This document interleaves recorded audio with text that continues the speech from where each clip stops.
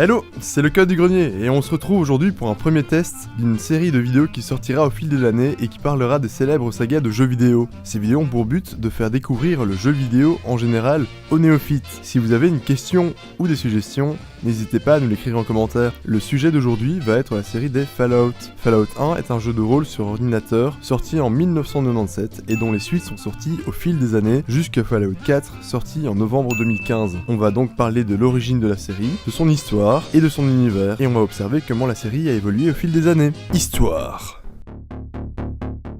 Le jeu commence en vous expliquant qu'une guerre nucléaire a ravagé la planète. Vous êtes le descendant, ou la descendante, des survivants de cet apocalypse. Vos ancêtres vivent depuis plusieurs générations dans un abri fonctionnant de façon à pouvoir faire vivre des communautés humaines pendant plusieurs générations. Il en existe des centaines et de toutes sortes dans tous les États-Unis. Vous pouvez créer votre personnage de A à Z, en faire un gros lourdeau fort au corps à corps, un cow-boy, un scientifique doué avec les machines, ou même un politicien pouvant convaincre n'importe qui. Le jeu commence alors avec le superviseur, qui est en quelque sorte une sorte de chef pour l'abri, qui vous demandera d'aller chercher une pièce pour réparer votre pompe à eau dans un autre abri. C'est à ce moment-là que vous allez sortir de votre doux foyer pour la première fois et découvrir l'hostilité du monde extérieur. Votre aventure vous emmènera dans des villages de survivants, des marécages irradiés, des abris abandonnés, dans des villes entières de brigands où il faudra faire très attention à ne pas vous attirer des ennuis, ou même voire carrément dans des anciennes métropoles abandonnées et infestées de zombies. Ça promet. Dans Fallout, et même dans la plupart des jeux de rôle, vous pouvez incarner n'importe quel personnage qui vous plaît. Du gentil héros qui veut sauver la veuve et l'orphelin, ou carrément du malfrat qui veut les détrousser. Voire même carrément du dangereux psychopathe cannibale qui veut les manger, mais on parle pas de ça. Dans Fallout,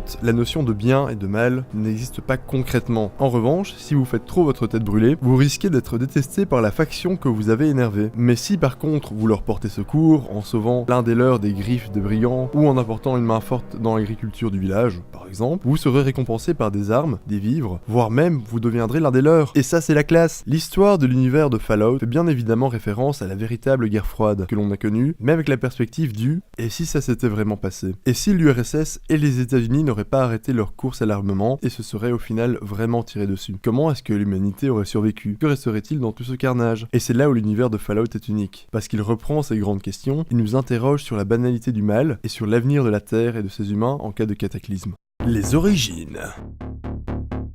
Rome ne s'est pas construite en un jour, et Fallout non plus. Je vais à présent vous raconter 2 ou 3 anecdotes sur le développement du jeu par ses créateurs. Tout commença en 1996 dans un petit pays appelé les États-Unis d'Amérique. Une équipe de développeurs fonde un studio appelé Black Isle Studio. Une pizza serait à l'origine de Fallout. Le lead développeur, Tim Kaine, explique dans une interview qu'il aurait donné rendez-vous à des développeurs de sa boîte en secret en emailant ses collègues avec un « Venez à 6h, il y aura de la pizza ». 6 personnes seraient venues et cela constitua la base du studio qui créa par la suite Fallout. Deuxième petite anecdote, le jeu n'a pas toujours été planifié comme un jeu post-apocalyptique. En effet, il devait être originellement autour d'un homme qui aurait été transporté de force dans un portail temporel qui envoyait le héros à l'origine de l'humanité combattre des dinosaures. Le personnage rencontrait le chaînon manquant et combattait avec un slip high-tech capable de tirer des boules de feu. J'aurais quand même bien voulu voir ce que ça aurait donné. Troisième anecdote, le jeu s'inspire directement des films comme Mad Max et d'un autre jeu développé par Interplay, les éditeurs de Fallout à l'époque, Wasteland, édité par Electronic Arts, oui, les mêmes que vous connaissez sans doute bien, qui éditent aussi un autre célèbre jeu, revendu chaque année, mais avec une jaquette différente. Voilà, c'est tout pour moi. Maintenant, je vais laisser la parole à notre ami Arthur. Allez, vas-y. Fallout prend place dans un monde post-apocalyptique où règnent moult créatures, tout droit sorties des pires SF dystopiques. Ce nouveau monde, appelé les Terres Désolées, est pollué par toutes sortes de déchets nucléaires décimés un peu partout. Ce qui a donné naissance à des mutants, des animaux ou humains transformés en horribles créatures par les radiations. Pour faire un animal radioactif, pas besoin de chercher loin. Faire gros et effrayant. C'est ainsi qu'un large panel d'ennemis a été conçu. Par exemple, le rat de cafard, ennemi basique et faible que l'on rencontre dès le début du jeu, est simplement un gros cafard. Cette petite bête grouillante, trop grosse que pour voler, vous servira de mannequin d'essai lors de vos premiers pas dans le jeu. Son cousin, le rat scorpion, vous donnera plus de fil à retordre. Scorpion géant aux dards mortels, il en existe de toutes sortes. Des noirs, des albinos, des robots géants et des petits. Si on peut vraiment dire cela. Il existe aussi des fourmis géantes ou des rats taupes qui sont de grosses taupes sans poils bien nerveuses. Gros, c'est bien, mais que ça serait un peu monotone.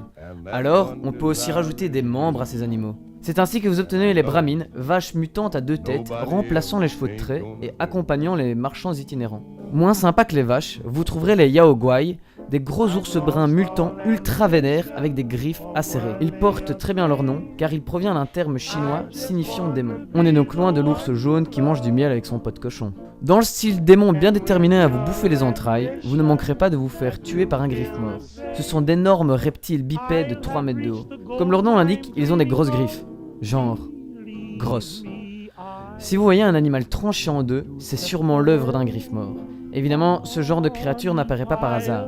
En lisant les archives cachées et disséminées dans le jeu, vous découvrez que le gouvernement américain a développé ces créatures sur base de la mutation d'un caméléon pour combattre la Chine. Après la guerre, ces monstruosités se sont installées en Amérique, devenant un terrible prédateur pour toute forme de vie. Les humains, n'ayant pas eu leur place dans les refuges, ont eux aussi eu droit à leur mutation. C'est ainsi que les ghouls ont vu le jour. Malgré leur apparence de zombies moisis, cette mutation confère aux ghouls l'immortalité. Certains cas, ayant le cerveau gravement atteint, tombent à l'état sauvage. Mais les autres ont gardé toutes leurs facultés mentales. Hélas, elles sont victimes de discrimination par les habitants des terres désolées. Comme pour les rats de scorpions, des ghouls, il y en a de toutes les formes et toutes les couleurs. Dans la même catégorie, il y a les super mutants, des surhommes à la peau verdâtre ou grise, ressemblant à un Shrek qui aurait passé 200 ans à la salle de gym. Ils sont issus de créations artificielles. Ils sont bêtes comme leurs pieds et vivent souvent en groupe. Ils sont aussi accompagnés parfois par de gros molosses et ont un appétit pour la chair humaine. Ok, c'est tout pour cette vidéo, j'espère que vous l'avez apprécié. Comme je l'ai dit au début de la vidéo, n'hésitez pas à laisser des commentaires, laisser des likes si ça vous chante. Le prochain épisode de la série sera sans doute sur une autre saga de jeux vidéo bien célèbre. À nouveau, laissez des suggestions dans les commentaires, ça peut nous guider sur une piste ou l'autre. Je vous dis au revoir, prenez soin de votre chat, ciao.